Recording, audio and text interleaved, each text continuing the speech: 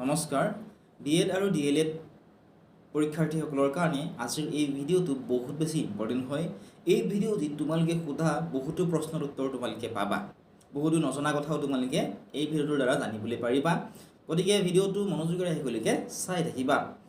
আজিৰ এই ভিডিঅ'ত আমি আলোচনা কৰিম যে বিএড বা ডিএলএডৰ কম নম্বৰ পোৱাৰ পিছতো অধিক পইচা পে' কৰি এডমিশ্যন বা চিটটো লাভ কৰিব পৰা যায়নে। তোমালোকে প্ৰায়ে এইটো কুৱেশ্যন সুধি থাকা, গতিকে এই কুৱেশ্যনটোৰ আনচাৰ তোমালোকে পাবা। লগতে তোমালোকক মই জনাম, ভিডিঅ'টোৰ শেষত জনাম যে মোৰ লগত 2025 চনত কি ঘটনা ঘটিছিলে ডিএলএড বা বিএডৰ ৰিলেটেড। ঠিক আছে, গতিকে ভিডিঅ'টো শেষলৈকে চাই থাকিবা। ভিডিঅ'টোৰ আৰম্ভণিতে তোমালোকে এটা সামান্য 5 ছেকেণ্ডৰ এটা ক্লিপ তোমালোকে চাই লোৱা। ইয়াৰ পৰা তোমালোকে গম পাবা যে সঁচা নে মিছা। মই আজিৰ ভিডিঅ'ত যিখিনি কথা তোমালোকক ক'ম সেই কথাবোৰ সঁচা নে মিছা তোমালোকে গম পাবা।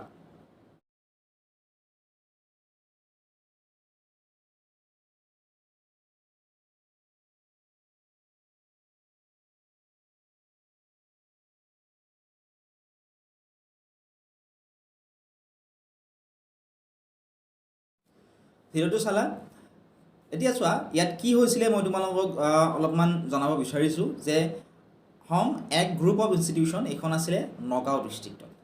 এই ইনষ্টিটিউটখনৰ বিৰুদ্ধে নামভৰ্তিৰ নামত মেধাৰ বিপৰীতে টকা দাবীৰ অভিযোগ উত্থাপন কৰা হৈছে। তোমালোকে যদি সংবাদ মাধ্যমসমূহ চাই আছা বা নিউজবিলাক যদি কেইদিন চাইছা, তোমালোকে তাত ভিডিঅ'বিলাক ধুনীয়াকৈ দেখিবলৈ পাবাই। তাত কি কৰা হৈছে, সংবাদ মাধ্যমত জনোৱা অনুসৰি তাত 3 পৰা 3.5 লাখ টকালৈকে বিচৰা হৈছে। এটা চিটৰ নামত 3 পৰা 3.5 লাখ টকালৈকে বিচৰা হৈছে। যিসকলে ধৰা বহুত কষ্ট কৰি পঢ়ি তেওঁলোকে ভাল নম্বৰ পাইছে, তেওঁলোকে আকৌ চিটটো তেওঁলোকে পোৱা নাই, এনেকুৱা ধৰণৰ অভিযোগ উত্থাপিত হৈছে। আৰু কম নম্বৰ পোৱাসকলেও অধিক পইচা পে' কৰি তাত চিটটো ল'বলৈ সক্ষম হৈছে বা তেওঁলোকক চিটটো দিব বিচৰা হৈছে, এনেকুৱা ধৰণৰ অভিযোগবিলাক তাত উত্থাপন কৰা হৈছে। এতিয়া এই যিবিলাক অভিযোগ, এই অভিযোগবোৰ সঁচা নে মিছা? চোৱা, অভিযোগবিলাক মিছা বুলি ক'ব নোৱাৰি আৰু সকলোতে এনেকুৱা ধৰণৰ হোৱা বুলিও এইটো ক'ব নোৱাৰি, কিন্তু প্ৰায়ভাগতে কম বেছি পৰিমাণে, শব্দটো ভালদৰে শুনা, প্ৰায়ভাগ যিবিলাক প্ৰাইভেট ইনষ্টিটিউশ্যন আছে, প্ৰাইভেট ইনষ্টিটিউশ্যনতে কম বেছি পৰিমাণে পইচাৰ দিয়াৰ পিছত চিটটো লাভ কৰিবলৈ প্ৰতি বছৰে সক্ষম হয়। এইটো তোমালোকে যদিও শুনিবৰ কাৰণে বেয়া, এইটো সত্য কথা বা সঁচা কথা।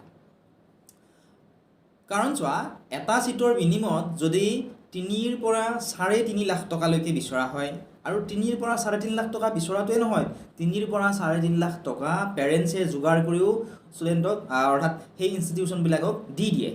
কিহৰ কাৰণে দিয়ে? মাত্ৰ এটা চিট লাভ কৰিবৰ কাৰণে। গতিকে 3 পৰা 3.5 লাখ টকা যদি মাত্ৰ এটা চিট লাভ কৰিবৰ কাৰণে পে' কৰে, তেতিয়াহ'লে তোমালোকে যিসকলে ইমান কষ্ট কৰি 1-2 বছৰৰ পৰা দিন ৰাতি এক কৰি তোমালোকে কষ্ট কৰি আছা, তোমালোকে পঢ়ি আছা, হয়নে? পঢ়ি ভাল নম্বৰ পাইছা, তোমালোকৰ কি হ'ব? তোমালোকৰ চিটবোৰ যদি পইচাৰ বিনিময়ত বিক্ৰী কৰি দিয়ে, তেতিয়াহ'লে তোমালোকৰ কি হ'ব? সেয়া তোমালোকে কেতিয়াও ভাবি চাইছেনে? তো ইয়াৰ বিৰুদ্ধে তোমালোকে কি কৰিব পাৰা, তোমালোকে এনেকুৱা ধৰণৰ খবৰবিলাক য'তেই তোমালোকে অলপমান হ'লেও গম পোৱা, যাবা তোমালোকৰ ডাউট হয় যে পইচাৰ বিনিময়ত চিটটো দিয়া হৈছে, তোমালোকে কি কৰিবা? ডিৰেক্টলি কমপ্লেইন কৰিবা। কোনো ভয় কৰিব নালাগে, কাৰণ তোমালোকে ভুল নকৰিলে কিহৰ ভয় কৰিব লাগে? যদি তোমালোকে ভুল কৰাই নাই, তোমালোকে কোনো ধৰণৰ ভয় কৰিব নালাগে। লগতে ভিডিঅ'টোত এইটো কথাও জনাব বিচাৰিছোঁ যে এই যিবিলাক অভিযোগ, হোম এক গ্ৰুপ অফ ইনষ্টিটিউশ্যন, এই যিখন ইনষ্টিটিউট আছে, ইনষ্টিটিউটখনৰ বিৰুদ্ধে যিটো অভিযোগ উত্থাপন কৰা হৈছে, এই অভিযোগ এতিয়াও আনুষ্ঠানিক আদালতত বা আনুষ্ঠানিক তদন্তত প্ৰমাণিত হোৱা নাই।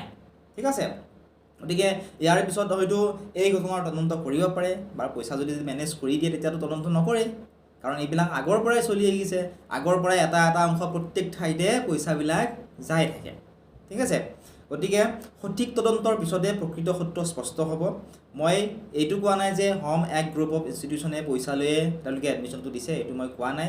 কাৰণ আমি নিউজত পাইছোঁ, বা নগাঁও ডিষ্ট্ৰিক্টৰো আমাৰ অনলাইনত ক্লাছ কৰা মই বহুকেইজনক সুধিলোঁ, বিশেষকৈ আতাউৰ ৰহমান বোলে এজনে আমাৰ সৈতে ক্লাছ কৰিছিলে, তেওঁ নগাঁও ডিষ্ট্ৰিক্টৰ আছিল, তেওঁক মই সুধিছিলোঁ।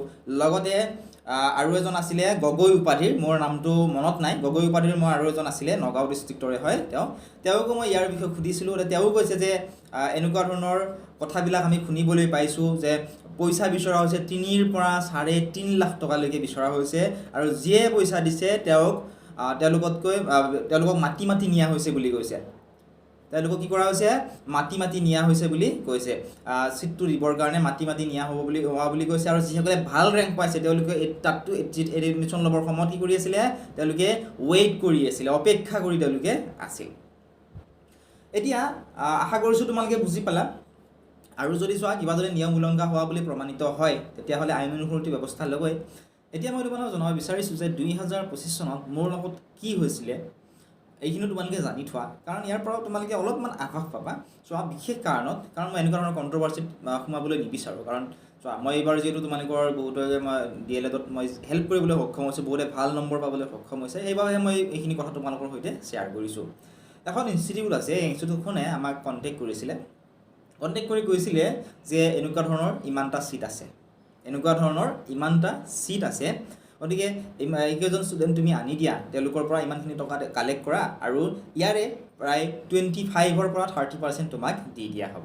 অৰ্থাৎ মোক কৈছিলে যে 2 পৰা 2.5 লাখ টকালৈকে তুমি ষ্টুডেণ্টৰ পৰা কালেক্ট কৰা, অৰ্থাৎ 2 পৰা 2.5 লাখ টকাৰ বিনিময়ত সেই ছিটটো বিক্ৰী কৰা হ'ব, ইয়াৰে পৰা তোমাক এটা নিৰ্দিষ্ট এমাউণ্ট আমি দি দিম, এনেকৈ মোক তেওঁলোকে কণ্টেক্ট কৰি কৈছিলে। আৰু তেতিয়াই মই গম পাইছিলোঁ, ইয়াৰ আগত কিন্তু মই গম পোৱা নাছিলোঁ যে এনেকুৱা হৈ থাকে।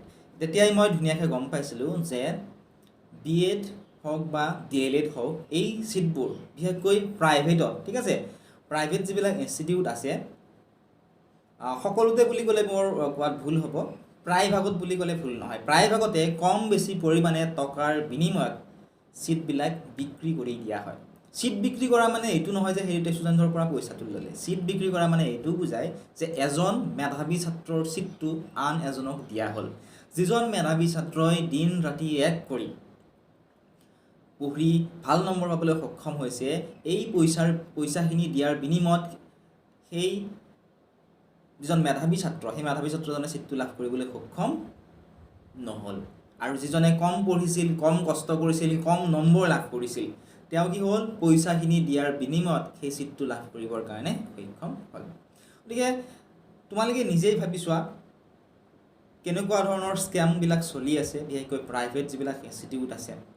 তোমালোকে যদি চোৱা, তোমালোকে এনেকুৱা ধৰণৰ বহুতো নিউজ তোমালোকে প্ৰায়ে দেখিবলৈ পাবা। গতিকে এনেকুৱা ধৰণৰ যদি স্কেম হোৱা তোমালোকে গম পোৱা, তোমালোকক মই আৰু এবাৰ ক'লোঁ, তোমালোকে কোনো ধৰণৰ ভয় নকৰিবা, তোমালোকে ডিৰেক্টলি কমপ্লেইন কৰিবা যে এনেকুৱা ধৰণৰ কিয় হৈছে, কিহৰ ইমান কাট অফ গ'ল। তোমালোকৰ যদি ডাউট ৰৈ যায়, কাৰণ তোমালোকেতো আমাক সুধিলেতো কেনেকৈ হ'ব, প্ৰত্যেকটো বস্তু আমাক সুধিলে কেনেকৈ হ'ব? আমি ক'বহে পাৰিম যে ইয়াত এনেকুৱা হ'ল। প্ৰত্যেকখন ইনষ্টিটিউটতে বেলেগ ইনষ্টিটিউট, প্ৰত্যেক ঠাইতে বেলেগ ঘটনাবিলাক ঘটি থাকে। নিজৰ প্ৰব্লেম তোমালোকে নিজেই ছল্ভ কৰিব লাগিব, কাৰণ এতিয়া তোমালোকৰ নিশ্চয় 20ৰ পৰা তোমালোকে 26-28 বছৰ নিশ্চয় হৈছে, হয়নে? নিজৰ প্ৰব্লেমবিলাক নিজেই ছল্ভ কৰিবৰ কাৰণে চেষ্টা কৰিব লাগিব। কিবা ভুল দেখিলে তোমালোকে মাতিবই লাগিব। মাত যদি নামাতা, তোমালোকে দিন ৰাতি কষ্ট কৰি পোৱা সেই নম্বৰখিনিৰ বিনিময়ত কি হ'ব? তোমালোকে ছিটটো লাভ কৰিবলৈ সক্ষম নহ'বা। গতিকে আশা কৰিছোঁ ভিডিঅ'টোৰ পৰা অলপমান হ'লেও তোমালোকে বুজি পালা যে এনেকুৱা ধৰণৰ স্কেম হয় নে নহয়। লগতে ভিডিঅ'টোৰ শেষত জনাব বিচাৰিছোঁ যে হোম এক গ্ৰুপ অফ ইনষ্টিটিউশ্যন, ইয়াৰে অভিযোগসমূহ এতিয়াও আদালতত বা আনুষ্ঠানিক যি তদন্ত, সেই তদন্তত প্ৰমাণিত হোৱা নাই। গতিকে প্ৰমাণিত নোহোৱালৈকে তেনেকুৱা ধৰণৰ ঘটনা হৈছে বুলি আমি তাত কেতিয়াও কোৱা নাই আৰু তাক নকওঁ, ঠিক আছে। গতিকে তোমালোকে নিশ্চয় পিছলৈকে গম পাবাই, বা ইয়াৰে হিষ্ট্ৰীবিলাক যদি চোৱা, তোমালোকে নিজে চাব পৰা হোম এক গ্ৰুপ অফ ইনষ্টিটিউশ্যনৰ আগতে এনেকুৱা ধৰণৰ স্কেম হৈছিল নেকি, তোমালোকে চাবাচোন।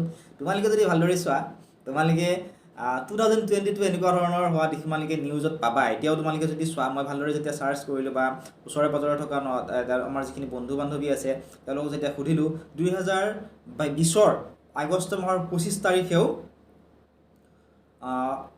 এক জালিয়াতিৰ ভিডিঅ' প্ৰকাশিত হৈছিল, তাত জালিয়াতি হোৱা বুলি প্ৰকাশিত কৰা হৈছিলে, ঠিক আছে। গতিকে ইয়াৰ পৰা এটা আন্দাজ লগাব পাৰিবা যে স্কেম হৈছে নে নাই, ঠিক আছে।